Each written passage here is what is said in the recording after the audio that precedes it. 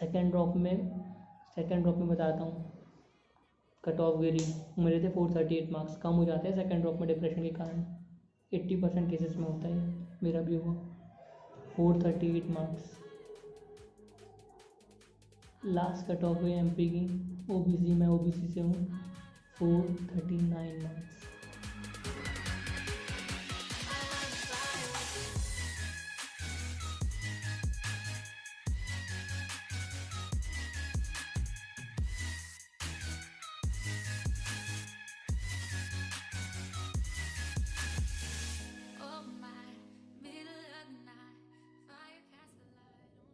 नमस्कारम, मेरा नाम आशुतोष मौर्य है। हाँ, मेरे 12th में परसेंटेज थे अराउंड 92%। मेरे बायोलॉजी में 96 मार्क्स थे, तो मैं अराउंड डिस्ट्रिक्ट टॉपर रहा हूँ, टॉप 5 में था अपनी स्कूल से। एंड मैं पास आउट हूँ 2016 बैच में, 16 12th। बुरा वक्त आता है तो आज से आता है। पहला ड्रॉप लिया था, मेरा नहीं हुआ सिलेक्शन, दूसरे ड्रॉप में नहीं हुआ, थर्ड ड्रॉप लिया, तब 2018-19 में सिलेक्शन हुआ मेरा उस सेशन में। तो मैंने कोचिंग की थी एलन करियर इंस्टीट्यूट, 2 साल शुरू के, फिर 1 साल एक ऐसी कोचिंग थी, मतलब कोचिंग तो नहीं कहूँगा मैं, सेल्फ स्टडी सेंटर ही मानूंगा। वहाँ पे टीचर्स उतने अच्छे नहीं हैं जैसा मैं बता रहा हूँ, बट वहाँ पे सेल्फ स्टडी का एक प्रोग्राम काफ़ी अच्छा चलता है कि सुबह 4 से आप 10, फिर शाम को 5 से 12 लगभग, नहीं 5 से 9 लगभग सेल्फ स्टडी कराते हैं वो लोग। और ग्रुप स्टडी होती है, काफ़ी सब लोग बैठते हैं, 40-50 लोग आपके जैसे ड्रॉपर्स रहते हैं, उनमें कई 15-20, तो अच्छा लगता है। ये है जयपुर में थी, नीट सुपर 60 करके, वहाँ पे मैं 1 साल रहा, वहाँ से मेरा सिलेक्शन हुआ। तो लो मोमेंट की बात कर रहे हैं, तो लो मोमेंट मेरा आया था ना, 2 बार आया। एक बार तो 10th के बाद आपके दोस्त चले जाते हैं बाहर पढ़ने, कोचिंग, एंड आप रहते हो घर में अपने ही डिस्ट्रिक्ट के स्कूल में। मेरा खैर स्कूल काफ़ी अच्छा था, बट एक होता है यार कि मेरे से कम परसेंट वाले, इनके 10th में कम परसेंट आए थे, जैसे मेरे 10 on 10 8 पॉइंट था, 8 पॉइंट वाला, 7 पॉइंट वाला बाहर जा रहा है आईटी की कोचिंग करने, नीट की कोचिंग करने, तो एक डर लगता है और एक कंपटीशन रहता है ऑफकोर्स, और एक नर्वसनेस भी रहती है कि यार ये तो आगे निकल जाएगा हमसे, मैं तो इससे ज़्यादा टैलेंटेड था, मैं क्यों नहीं गया। बट मेरे मम्मी पापा ने प्रेफर किया था कि मैं ना जाऊँ, क्योंकि मैं उतना मैच्योर नहीं था, तो सही में नहीं था उस टाइम पे, अब समझ आता है। तो बस यही था, तो मैं बाहर ही जा पाया, लो मोमेंट आया। फिर उसके बाद मैं फर्स्ट ड्रॉप में मेरा सिलेक्शन नहीं हुआ। It was a shock for my father and our family including me. पहली बार लाइफ में फेलियर देखा था, पहली बार। मैं टॉपर रहा हूँ शुरू से, फेलियर देखा, काफ़ी बुरा लगा था, बहुत लो मोमेंट, बहुत लो फील किया था मैं। किसी को कोई कुछ बोलने वाला है नहीं, आप उसको टाइम ऐसा होता है कि you can share your feelings with anyone including your mom dad. तो कोई बहुत अच्छा दोस्त हो उससे भी नहीं, खुद की नज़र में गिर जाते हैं, ऐसा लगता है। बट काफ़ी मुश्किल से, खैर मेरे मम्मी पापा ने मुझे बहुत मनाया, सेकेंड ड्रॉप दिया, मैंने मांगा दिया, उसमें भी नहीं। फिर और फील किया था लो। खैर थर्ड ड्रॉप में ऐसा हुआ था कि मेरे पास, अब लक की बात कर लेते हैं, तो लक देखिए, एक मेधावी विद्यार्थी योजना चलती है एमपी में, मध्य प्रदेश के स्टेट में, सीएम ने बहुत अच्छी स्कीम चलाई है, एक मेधावी विद्यार्थी योजना। उसमें ये है कि अगर आपका सिलेक्शन हुआ है मेडिकल कॉलेज में, किसी भी प्राइवेट या गवर्नमेंट में, और अगर आपके 85% के अबोव है सीबीएसई में और 75% के अबोव है एमपी बोर्ड में, तो आपकी फ़ीस देगी गवर्नमेंट फ़ीस देगी भैया, प्राइवेट कॉलेज की भी, 8 से 10 लाख रुपये साल, 5 साल तक। बदले में आपसे काम कराएगी रूरल सर्विस 4-5 साल के लिए आगे, पर उसकी भी पेमेंट देगी, तब भी देगी। बहुत अच्छी स्कीम थी। फर्स्ट ड्रॉप में क्या हुआ मैं बताता हूँ। वो नई स्कीम निकली थी, मेरी माँ ने बहुत बोला कि बेटा रजिस्टर कर दे इसमें। मैं गुरूर में कि सेकेंड ड्रॉप में मैं एम्स दिल्ली जाऊँगा। कहाँ जाऊँगा? एम्स दिल्ली। मम्मी नहीं करता, बहुत महंगा पड़ा, बहुत महंगा। मेरा 1 साल चला गया। मेरे साथ वाले जो कम मार्क्स के थे वो प्राइवेट कॉलेज में फ्री में पढ़ रहे थे, गवर्नमेंट उन्हें पढ़ा रही थी। मेरे 458 थे फर्स्ट ड्रॉप में, उनके थे 450 लगभग। गवर्नमेंट उन्हें पढ़ा रही थी। प्राइवेट कॉलेज से मैंने रजिस्टर नहीं किया था, मैं एप्लीकेबल नहीं हुआ, मैं नहीं जा पाया। और डिप्रेशन कि हो जाता तेरा, तू गया नहीं। सेकेंड ड्रॉप में बताता हूँ, कट ऑफ गिरी। मेरे थे 438 मार्क्स, कम हो जाते हैं सेकेंड ड्रॉप में डिप्रेशन के कारण। 80% केसेस में होता है, मेरा भी हुआ। 438 मार्क्स, लास्ट कट ऑफ हुई एमपी की। ओबीसी, मैं ओबीसी से हूँ। 439 मार्क्स। वही मेधावी विद्यार्थी योजना की, मैं प्राइवेट की बात कर रहा हूँ, गवर्नमेंट की नहीं। 439 मार्क्स। मैं साल भर ये सोच के चला था कि प्राइवेट में तो हो जाएगा, मैं मेधावी विद्यार्थी योजना में चले जाऊँगा। कि गवर्नमेंट के शायद मैं सपने नहीं दिख सकता था, उस टाइम पे इतना टूट गया था, मैं उतनी मेहनत नहीं कर पाता था। 439 मार्क्स गई थी और मेरे थे 438। और फिर मैं सोचा कि वेटनरी ले लेता हूँ, बट किस्मत जो डिसाइड करती है, खुदा जो आपके लिए डिसाइड करके रखा है वही होता है। वेटनरी में ऐसा हुआ था कि मैं जैसे सोच रहा था ना कि मेरे 438 मार्क्स से मेरा प्राइवेट तो मिल जाएगा, तो मैंने फर्स्ट काउंसलिंग वेटनरी की नहीं भरी। मेरे थे 80% आए, मेरे घर वालों ने गुस्से में या जो भी उस जिद में पेपर दिला दिया था मुझे, मैंने दे दिया था। तो 80% आया था मेरा, उसका गया फर्स्ट काउंसलिंग में 75। मैंने भरा नहीं था फर्स्ट, तो मैं एप्लीकेबल नहीं हूँ। सेकेंड मैंने भर दिया कि चलो यार ये ले लेते हैं, फर्स्ट काउंसलिंग में तो ये नहीं मिला तो दोनों कर लेते हैं।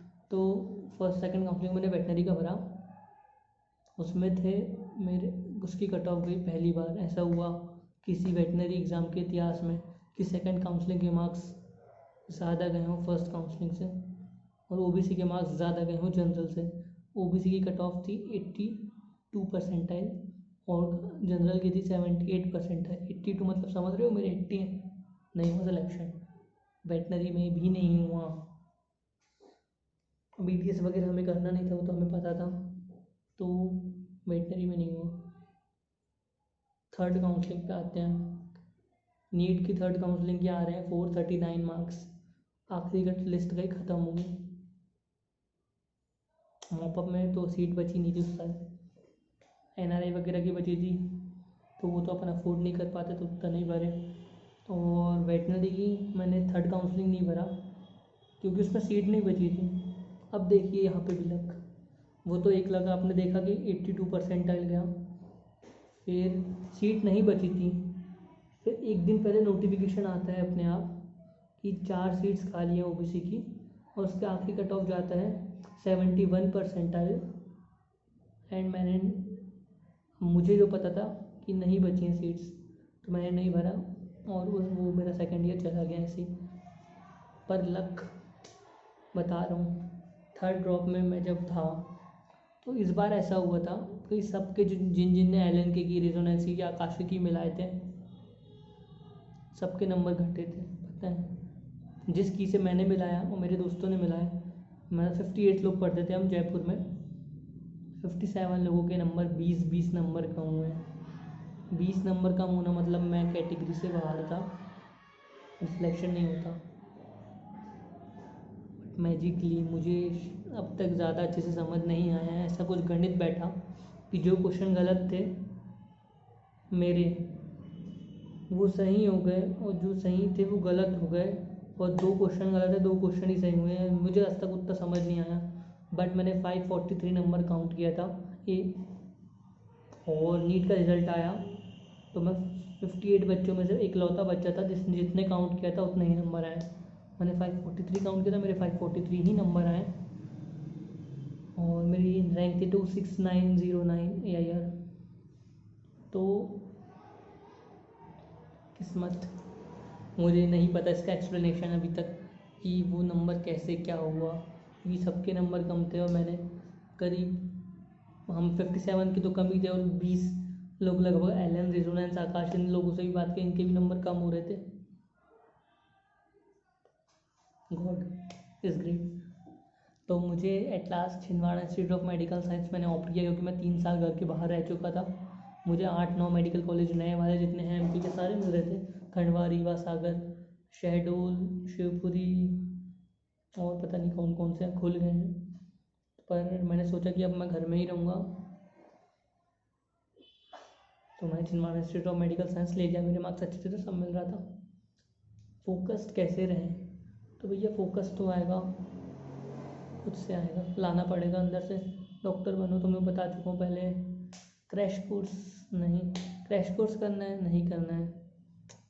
कोई बच्चा 1 साल, फिर तुम कैसे कॉम्पीट कर लोगे उससे? नहीं कर पाते। Best moments in your preparation? जब माँ बाप से मिलते थे, साल में 6 महीने 8 महीने बाद।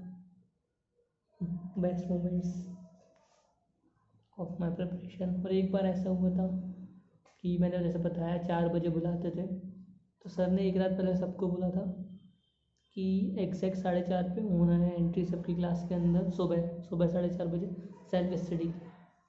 मैं 4:35 पे आया था। मैं शायद उठने में लेट था, या I don't remember that thing, क्या हुआ था। टाइम था 1 दिसंबर से 10 दिसंबर के बीच। वो जयपुर में मैं बता दूँ उस टाइम बहुत ठंड पड़ती है भाई। उस दिन टेम्परेचर था 2.5 डिग्री सेल्सियस या उससे भी कम था। सर ने बोला आशुतोष बाहर जाओ, तुम लेट हो, तुमको एंट्री नहीं मिलेगी। मैं बाहर चला गया, उन्होंने बोला जाके सो जा चुपचाप, बहुत गंदे तरीके से बोला था। मैं वो 2.5 डिग्री सेल्सियस में बाहर एक लाइट लगा रहता था क्लास के, उसके नीचे बेंच रहती थी, उसमें बैठ के 2.5 डिग्री सेल्सियस में, फिर और कम हो रहा था उस दिन 1 डिग्री तक गया था। तो मैं 4 घंटे बाहर बैठा रहा था, और इतनी ठंड थी कि अगले दिन मैं अस्थमेटिक हूँ, तो अगले दिन मेरी अस्थमेटिक प्रॉब्लम्स चालू हो गई थी। इतनी ठंड थी और मैं बैठा रहा था बाहर। पता नहीं क्या था, मैं बेवकूफ़। लोगों ने कहा कि मतलब यू आर सच अ फूल, की तू जाके सो जाता, क्या दिक्कत है ये वो। बट नहीं, एक जुनून होता है, एक अलग आग होती है वो, कि नहीं बेटा पढ़ना तो है, और तूने मतलब किसी ने आपको गंदे तरीके से बोल दिया है, तो कोई पता नहीं क्या हो जाता है। बट था, वो अच्छी चीज़ है, होना चाहिए। मेरी मम्मी पापा ने बहुत डांटा कि तू मतलब ठंड में ऐसे बैठा है। उन्हें बताया था, किसी ने बता दिया, मैं तो बताया नहीं था, शायद सर नहीं बताए होंगे वो, तू बैठा था ये गलत है, बट मैंने इतना ध्यान नहीं दिया। टेस्ट एंड करंट टॉपिक्स पे कैसे फोकस करें? करना तो पड़ेगा। तुम 2 घंटे अलग निकालो, करंट टॉपिक्स रोज़ करो, हम रोज़ करना है तुम्हें, रोज़ का काम रोज़, मतलब समझ रहे हो। हाँ, टीचर ने जो पढ़ाया उसके क्वेश्चन सारे लग जाने चाहिए। क्वेश्चंस लगने के बाद 2 घंटे जो निकाले हो ना, उसमें पुराना देखो कि यार ये हो गया, रिवाइज करते चलो। 1-2 हफ्ते पहले टॉपिक का जो टेस्ट है वो लग जाता है, तो रिवाइज करते चलो, तुम्हारा हो जाएगा, हो जाता है। मैं बता रहा हूँ, 1 घंटे भी दोगे रोज़ हो जाता है, क्योंकि वो लगाते हैं हिसाब से टॉपिक है कि 2 हफ्ते में बच्चा कितना पढ़ पाएगा। तुम्हें करना होगा, अगर तुम्हें कंपटीशन में बना रहना है। तेरा नो कोई और रास्ता नहीं है। कम सो, कम खाओ, कम बाहर घूमो, बट पढ़ लो। 1 साल ही रहता है यार, पढ़ लो। और एक चीज़ बता रहा हूँ, जो जितने ज़्यादा क्वेश्चंस लगाएगा उतना आगे जाएगा, जितने ज़्यादा क्वेश्चंस लगाएगा उतना आगे जाएगा।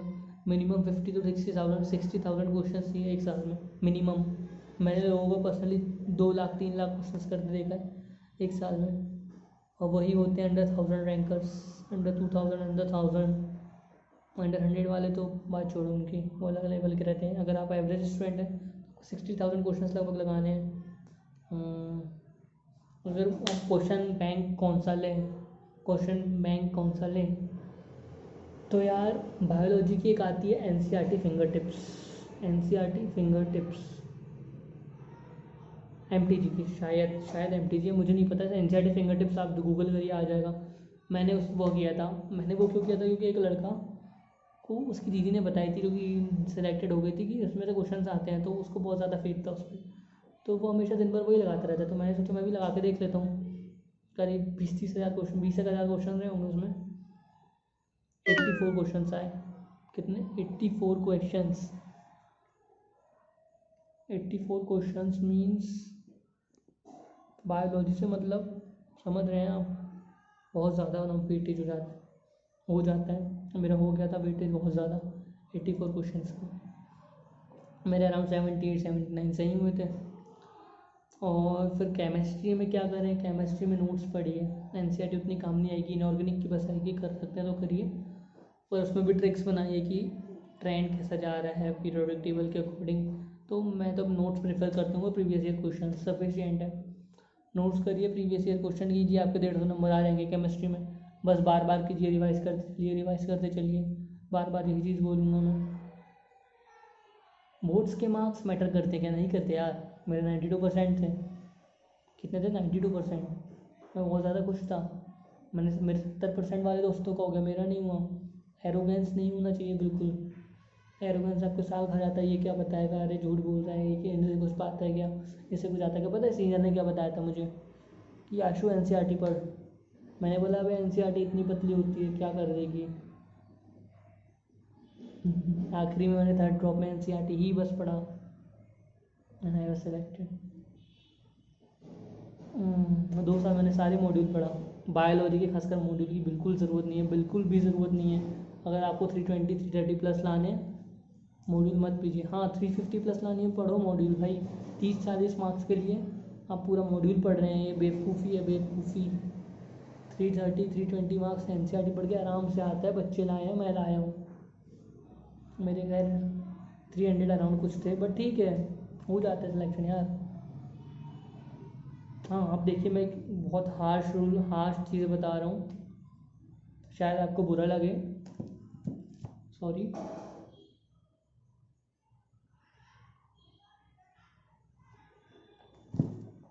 एक बहुत हार्श रियलिटी बता रहा हूँ। कोचिंग इंडस्ट्री जो है अच्छी तो है, पर बच्चों के लिए दिमाग में बहुत ज़्यादा बर्डन देते हैं ये लोग। एक्चुअली ना नीट का जो सिलेबस है it's all from NCERT.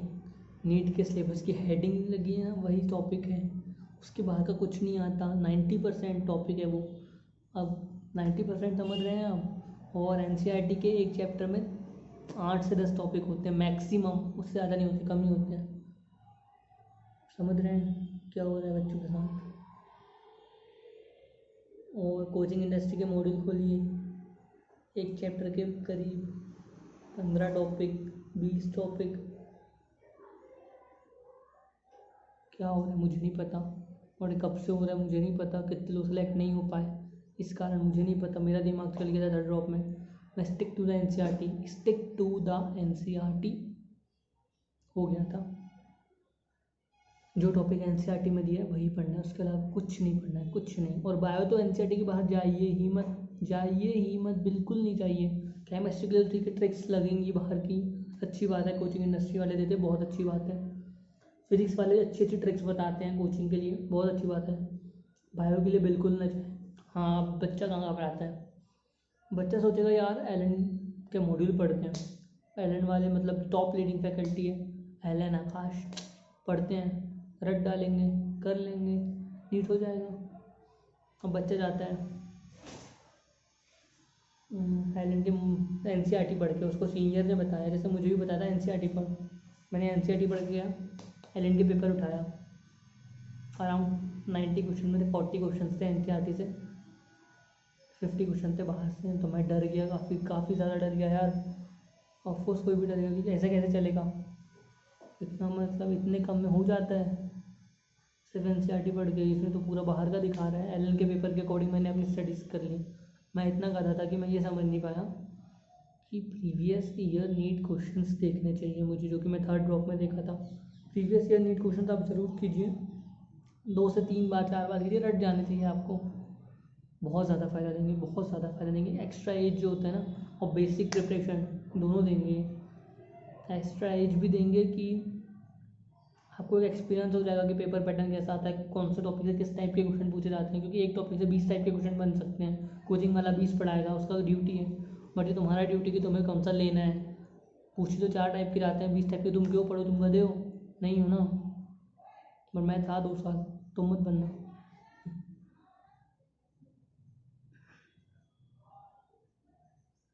Pressure handle कैसे किए हैं? प्रेशर आता है, बहुत आता है, और प्रेशर हैंडल करने का सिर्फ और सिर्फ एक ही तरीका है,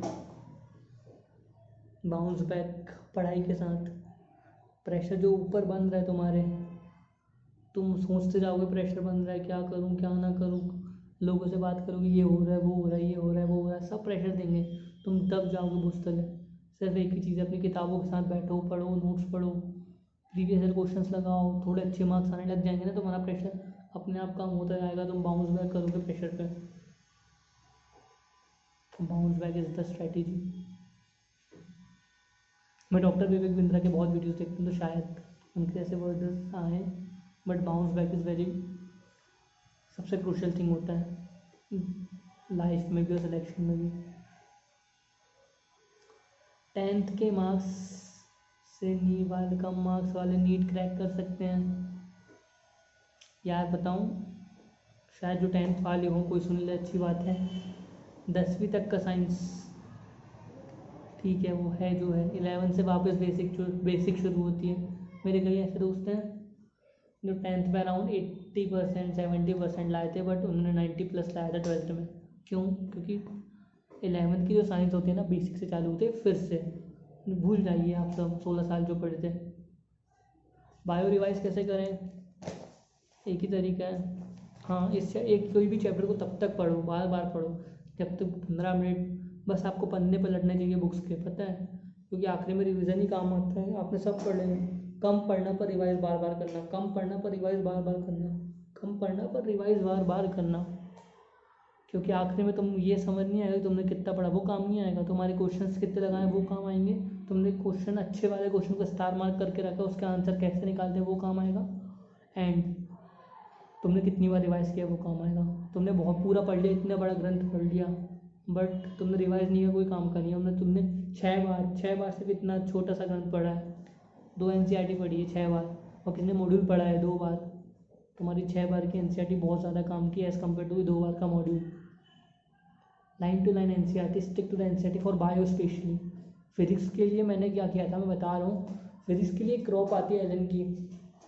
फिजिक्स में फिजिक्स बहुत ज़्यादा डिफिकल्ट होता है नीट के बच्चों के लिए, बायो वालों के लिए। यार नहीं बनता, नहीं बनता, अब क्या कर लें, तो भागना तो पड़ेगा उसके लिए, उससे। पर कैसे भागो? स्ट्रैटेजिकली भागो, दूर भागो उससे स्ट्रैटेजिकली। कॉन्सेप्ट आते हैं, हर चैप्टर के 3-4 कॉन्सेप्ट ऐसे होंगे जो पर्टिकुलर आएंगे, और हर फिजिक्स की एक स्पेशलिटी है। वो नीट वाले एक टाइप के क्वेश्चन पूछते हैं, एक टाइप के, समझ रहे हो? प्रीवियस ईयर ज़रूर करना, रट डालना, और प्रीवियस ईयर के टाइप के सारे क्वेश्चंस कर लेना। हाँ, इस टाइप का ये हो सकता है, इस टाइप का ये हो सकता है।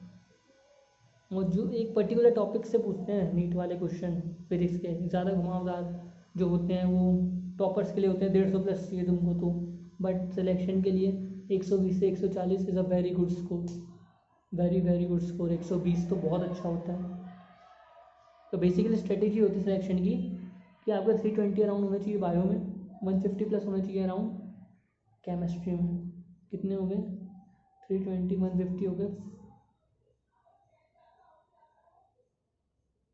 470 अराउंड। अब आपके आना चाहिए अराउंड 120 नंबर फिजिक्स में। आपके हो गए 590 around marks. 590 is a very good score to be selected. अच्छा स्कोर है, हो जाता है सिलेक्टेड इसमें, अच्छे अच्छे कॉलेजेस में होता है स्टेट कोटा से। अगर आपको अराउंड 610 बनाने हैं तो यही स्ट्रेटेजी चलती है ऑल ओवर इंडिया, आपको ये करना पड़ेगा। हाँ, अगर आपका फिजिक्स अच्छा है तो well and good, but most of the student 60 से 70% स्टूडेंट बायो केमिस्ट्री पे ज़्यादा फोकस करते हैं, क्योंकि बीइंग अ बायो स्टूडेंट उन्हें ये ज़्यादा सूट करता है।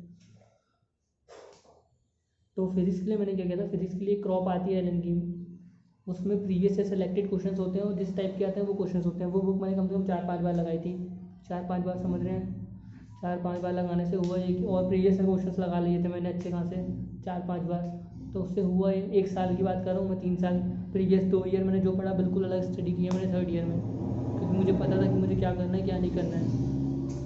तो लाइक 4-5 बार प्रीवियस ईयर क्वेश्चन, 4-5 बार वो ड्रॉप अराउंड मेरे पास था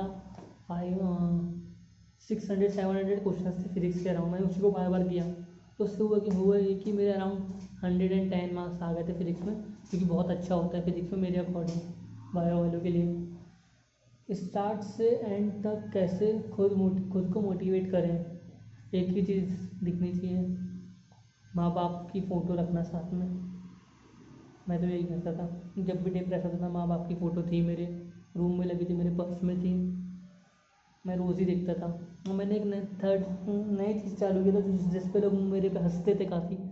एक गाना है, कर हर मैदान फतेह, मैं रोज़ सुबह उठ के और शाम को सोते समय दोनों टाइम गाता था, चिल्ला चिल्ला के आजू बाजू वाले रूम वाले हंसते थे।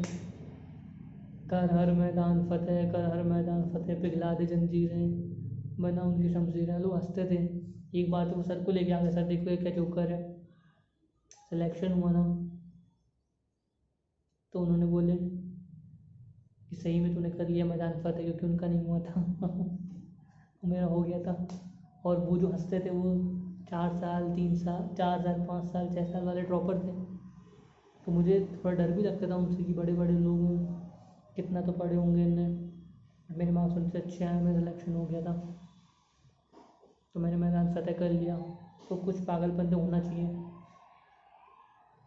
इक्विलिब्रियम थर्मोडायनामिक्स, इक्विलिब्रियम में आप पर्टिकुलर 3-4 टाइप के क्वेश्चन आते हैं, वही कीजिए। थर्मोडायनामिक्स का भी यही है, delta H O T S वाला वो क्वेश्चन आता है, वो तो हमेशा ही सर्वविदित है।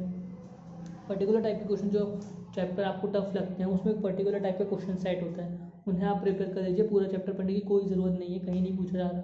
इस बोर्ड्स नहीं है कि आपको हर एक चीज़ पता होना चाहिए।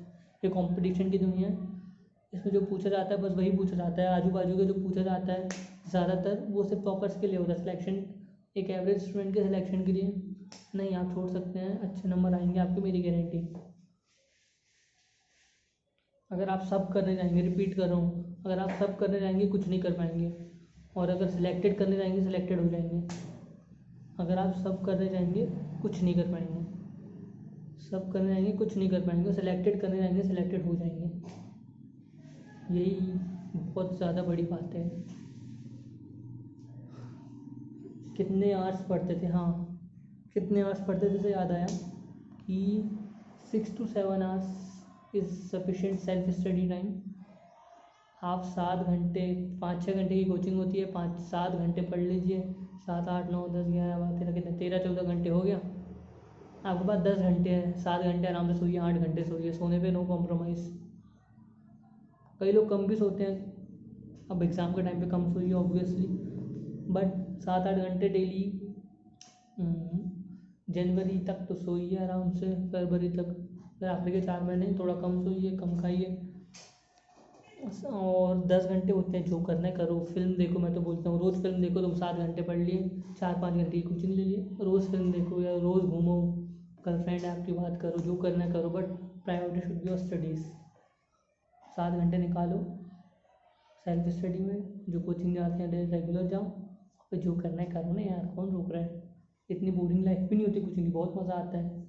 घर वाले इतने पैसे बेचते हैं तुम्हें कि बच्चा हमारा बढ़िया करे, तो करो ना बढ़िया। बस सेल्फ स्टडी पे ध्यान देते रहो, 6-7 घंटे आपका हो जाएगा सिलेक्शन, मैं गारंटी लेता हूँ। प्लांट फिजियो कैसे करें, प्लांट फिजियो कैसे करें, सुनो। एनसीईआरटी फिंगर टिप्स आती है, ले लो उसे, मैं बोल रहा हूँ प्लीज़ ले लो। मैंने खुद लगाया है, मैंने खुद महसूस किया है कि 88 से 85 क्वेश्चन आ रहे हैं जिस बुक से, वो तो करना पड़ेगा ना यार।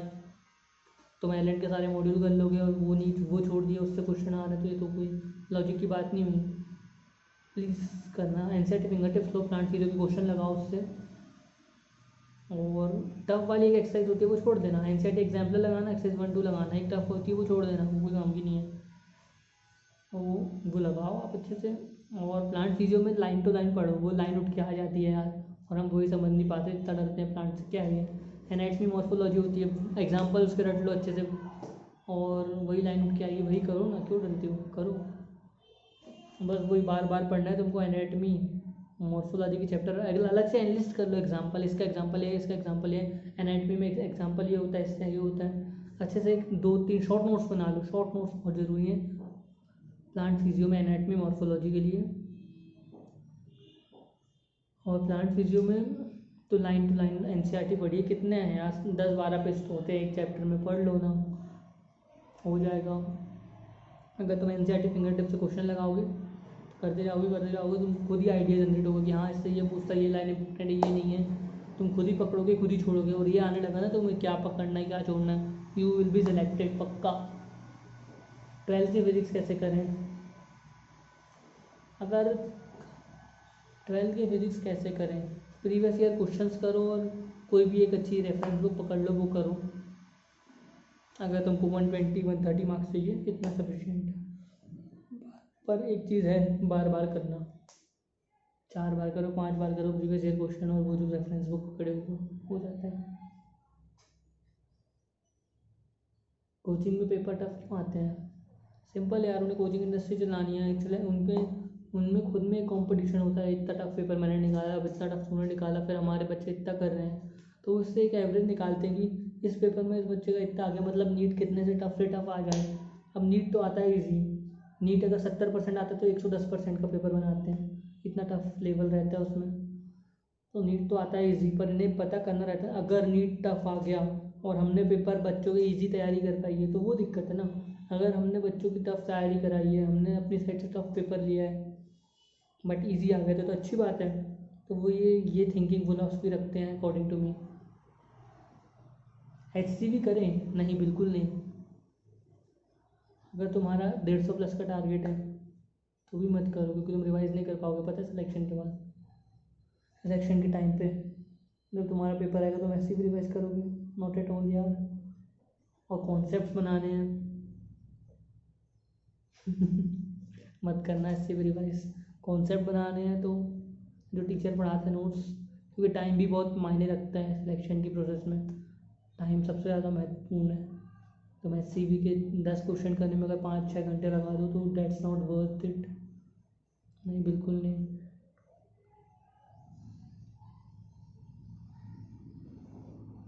जब बहुत कुछ लेफ्ट ओवर हो जाए तो क्या करें क्या ना करें, जो आता है NCERT के जो टॉपिक्स हैं वो जो बार बार पूछे जाते हैं वही करें। लेफ्ट ओवर तो बहुत होगा, अगर तुम शुरू से रिवाइज करते चलोगे तो ही तुम कवर कर पाओगे, नहीं तो नहीं कर पाओगे। उसका यही होता है कि तुम रिवाइज करते चलो, और पहली चीज़, और दूसरी चीज़ अब एंड टाइम में आप क्या पढ़े क्या ना करें, छोड़ना तो बहुत कुछ पड़ेगा। तो मैंने इसलिए बताया सिलेक्टेड पढ़ने से सिलेक्टेड होंगे, तुम सिलेक्टेड पढ़ो तुम्हारे पास ये ऑप्शन ही नहीं आएगा कि क्या छोड़ें, क्योंकि तुमने शुरू से सिलेक्टेड पढ़ा है और बार बार रिवाइज किया है। तो स्ट्रेटेजी बेसिकली यही है, तुम सिलेक्टेड पढ़ो, पहले देख लो क्या टॉपिक आता है प्रीवियस ईयर में, बार बार पूछा जाता है, कैसे क्वेश्चंस आते हैं, तो तुम ऑटोमेटिकली कुछ चीज़ें छोड़ दोगे कि यार ये तो कभी पूछी ही नहीं गई, कुछ चीज़ें पकड़ लो कि यार ये तो हमेशा पूछी जाती है, और उसे रिवाइज करोगे तो एट द एंड तुम्हें ये होगा कि यार बाकी सारी चीज़ तो तुमने छोड़ दी, फिर तुम आखिरी में सोचोगे कि अब ये छोड़ देते हैं, और तुमने पहले उस पर टाइम वेस्ट कर चुका है, तो तुम्हें लगता है कि यार इतना टाइम मैंने इसे दिया है, अब मैं कैसे छोड़ूँ, जो कि तुम्हारी बात बिल्कुल सही है। बट नहीं, अगर तुम शुरू से ही सिलेक्टेड पढ़ रहे हो तुम्हें रिवीजन ज़्यादा करने का टाइम मिलेगा, और ये बहुत ज़्यादा ज़रूरी हो जाता है सिलेक्शन में रिवीजन। अगर तुम रिवाइज करते शुरू से आ रहे हो, तुम सिलेक्टेड पढ़ रहे हो, तो तुम्हें छोड़ने की ज़रूरत ही कहाँ आई, छोड़ने की ज़रूरत तब आई है तुम बकवास पढ़े जा रहे थे, इतना टाइम दे दिया। No, that's the trick, core thing of the selection. So thank you, hope आपको कुछ समझ आई, कुछ सीखने को मिला। So thanks a lot.